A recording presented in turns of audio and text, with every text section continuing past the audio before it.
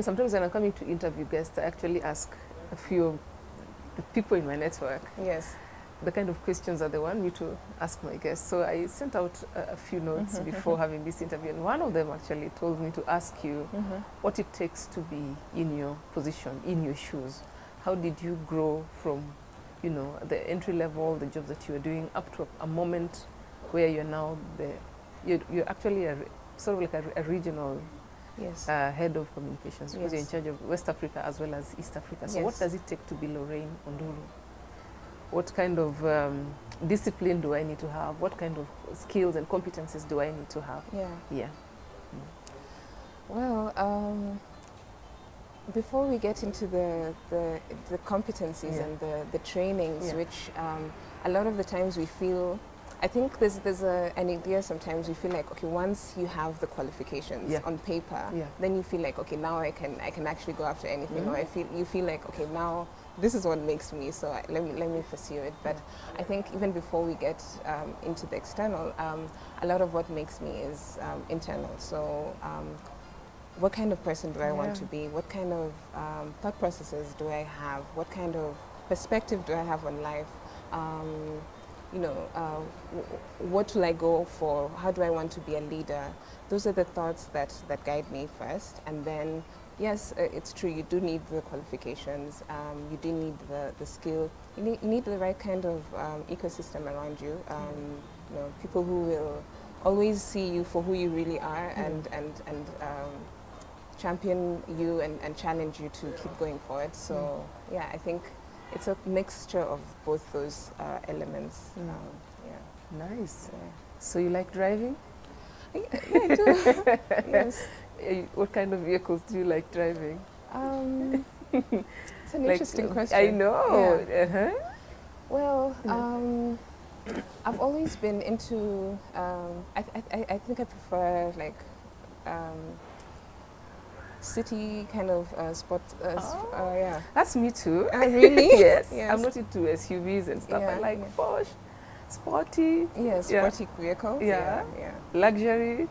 Yes, I wouldn't mind. Yeah. Oh yeah, is there a specific brand, or will I be putting you in trouble if you say there's a specific brand that you like? I'll be putting you in trouble.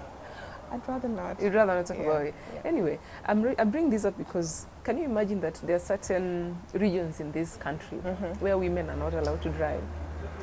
Yes. Wow. Areas, I don't know. There's a story I think it's in Garissa. Yeah, what does that make you feel? I think in general, when I hear stories about limitations that women have, whether it's on like their own, sometimes you can feel like I can't do this. Yeah. Sometimes we place these limitations on ourselves. Sometimes they're imposed on us by others. It does make me feel sad because I know that there's so much more. I've watched my own journey and I've seen that I had a lot of those limitations on myself, but I'm grateful to God because I was able to, He helped me to overcome them. So that makes me feel, I wish more people knew that you don't have to limit yourself to that. Yeah. Now, if you move now closer to the organization that you work for, Yes. I know over the years there's been a lot of change in terms of gender parity in the transport industry.